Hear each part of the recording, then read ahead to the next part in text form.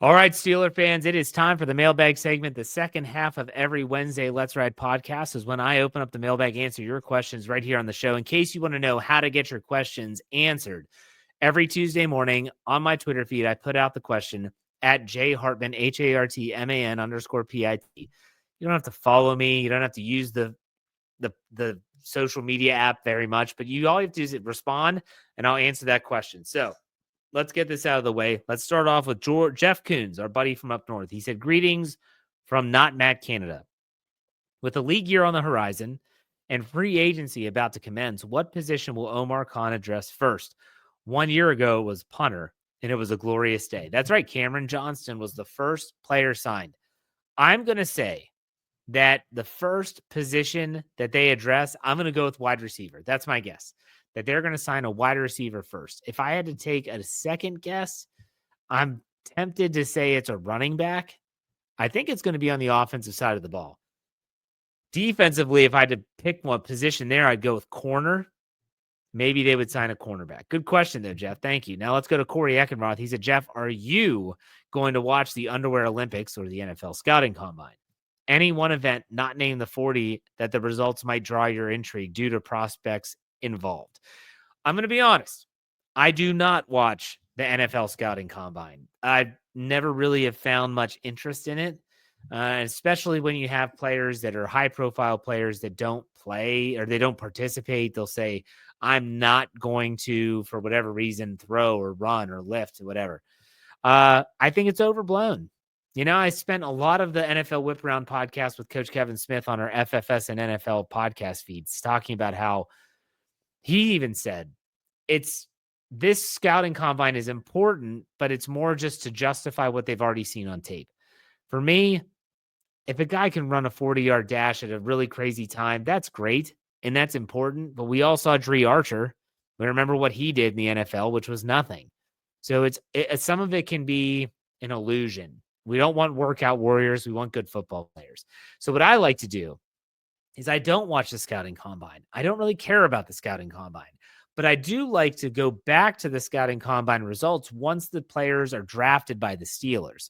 So in this case, last year, when Troy Fautanu was drafted in the first round, I like to look back at his combine results and say, wow, look at how he did with his athletic traits, with his explosion.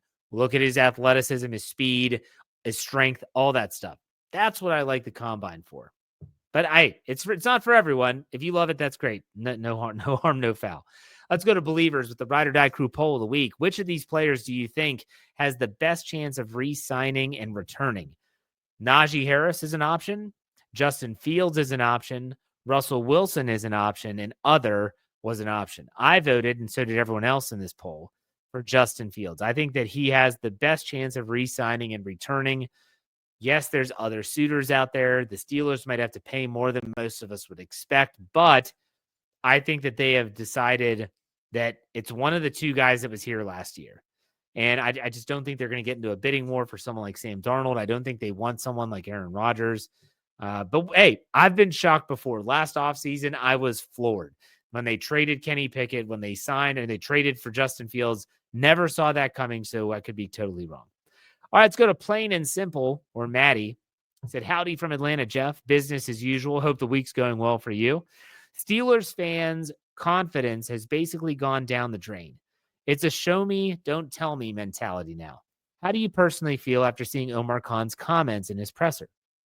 Do you see any major changes to the idea of what players they need/want to draft and or sign in free agency? Any different directions you see them going in round one, such as Ashton Genty, if he's available? Thanks, and always God bless. Thank you, Maddie. So my confidence has not moved after Omar Khan speaking. I found some of the, if you listen to the first half of the show, that's what I talked about, was all his comments.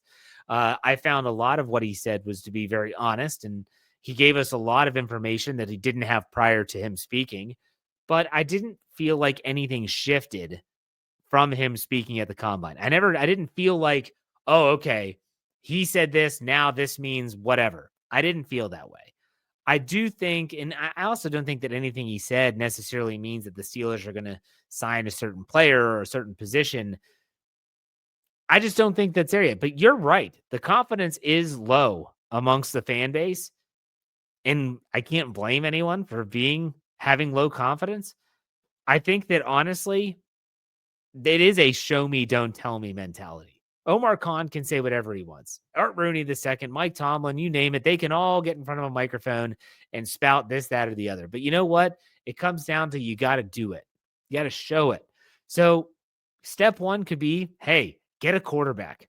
Sign a quarterback. Get a quarterback under contract. Okay, that's something. Let's now move on to the rest of the team, the rest of the needs that need to be addressed. We'll see. Let's go to Archie Wilson. Hey, Jeff, do you think his comment on George Pickens was a smokescreen to hold his trade value, or do you think they really could extend him? I mean, for me, I understand what you're saying about Omar Khan's comment about George Pickens, how he had a great meeting with him. You never know. You never know. And as I said in the first half of the show, you go back a year ago and he was saying that they have the full confidence in the world in Kenny Pickett and he's their guy. And then they trade him. So stuff happens. We've seen this. It didn't in recent memory. We've seen this. But George Pickens, a lot of it will probably depend on not so much what he's done or what he has said, but what do other teams view him as? Do they view him as a valuable asset? Are they willing to trade draft capital for him? What would that draft capital look like? I think that Omar Khan saying everything that he should so that if George Pickens is back on the team in 2024, 2025, that he's a model citizen and they have full confidence in him. He would be a fool to stand in front of the media and say, yeah, we're not sure what we're doing with George Pickens. I don't know. He's kind of a head case. Well, you just plummeted his stock value and you pissed him off, so he probably doesn't even want to come back. He did what he was supposed to do. Let's go to Brandon Diaz. He asked several questions. He said, maybe it's just me, but the thought of trading for an aging Matthew Stafford or Aaron Rodgers makes me sick. If you were the GM, who's your quarterback one heading into training camp? I've said it before. I would go with Justin Fields. That's my guy that I would go with because I think he has a higher upside and I think he'd be cheaper. And those are the two factors that I care about the most. Then he said, listening to the Monday morning conversation with Nick Farabaugh, how surprised would you be that George Pickens is re-signed? If they extended him, I would be shocked. I would be shocked. I would expect them to just go through this year and know that they're going to lose him after this year. I would be more shocked if they gave him an extension. I would be floored. And by the way, in case anyone missed that podcast on Monday, please go back and check it out. Nick did a fantastic job. Go back and check out the Monday morning conversation. Brandon continues. What's the biggest area of need that we're overlooking? I think offensive tackle, even though they've drafted one in the first round the last 2 years, getting depth there is going to be really important. And everyone's kind of overlooking it. So we'll talk about that in the coming podcast. And then lastly, if you could have one person on your podcast for a Monday morning conversation, who would it be and why?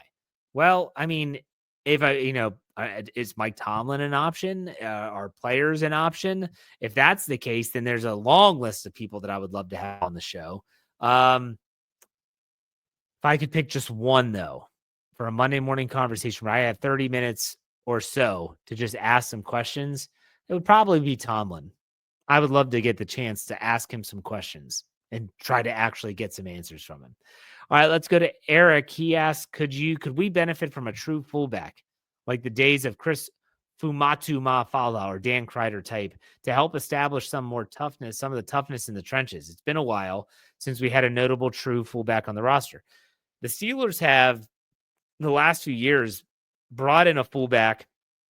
Sometimes it's an undrafted rookie. Sometimes it's someone they're going to try and move to fullback. Nothing's really ever stuck. There was someone in training camp last year. I can't remember the guy's name. Everyone kind of fell in love with him and his position flexibility. But I just don't see the value in a roster spot. We saw this with Derek Watt.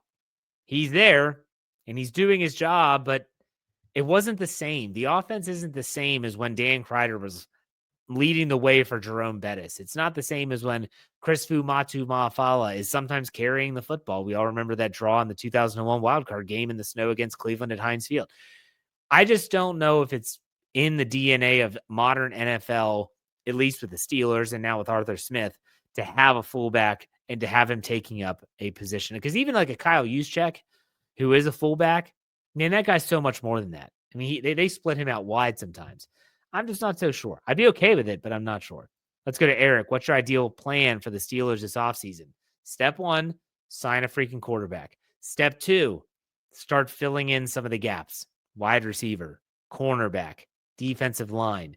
I want them to address the offensive line still in free agency, a tackle, guard, all of it. Got to figure out how to plug some of these holes before the draft. All right, Jackson, Lotta says, if the absolute bottom fell out of Shedeur Sanders in the draft, would you pull the trigger on him at 21?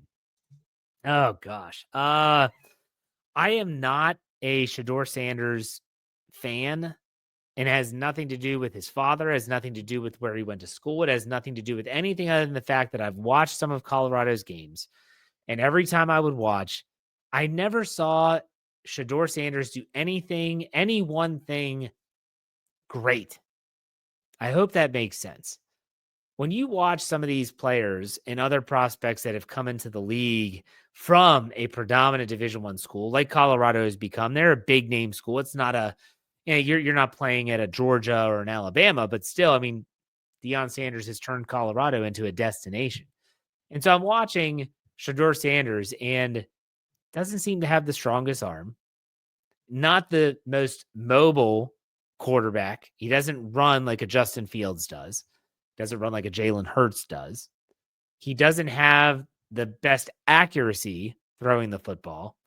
I don't know. There's something to that, because even when Lamar Jackson was coming into the league, Lamar obviously was drafted 32nd overall in the round 1, came from Louisville. Lamar Jackson had an arm, and he was super mobile, and he could fit the ball into a small area. So you saw these things with him. I just don't see that same thing with Shedeur Sanders. Let's just hope that we don't have that situation. Let's just hope that the Steelers don't have to worry about that, because that would not be good. All right, let's finish this up with some dad jokes like we always do. Steeler fan 69. He said, I like the new Lion King movie, but I think the plot was a little slow. I wish it would move Fasa. Very good. Jumper Cables walks into a bar. The bartender said, I will serve you. Don't start anything. Last one here. I have a Russian friend who's a sound engineer. I've got a check 1, 2, a check 1, 2. Very good. Always love those dad jokes at the very end. I thank everyone for participating in the mailbag segment. As one of our questions stated, confidence in the team is low. So I think we're all just waiting to see how is it going to look? What is this going to be? What is this going to resemble? We'll see. We'll find out soon enough, and make sure you're staying tuned to Steel Curtain Network and steelcurtainnetwork.com. I beg everyone, go check out the website just once a day.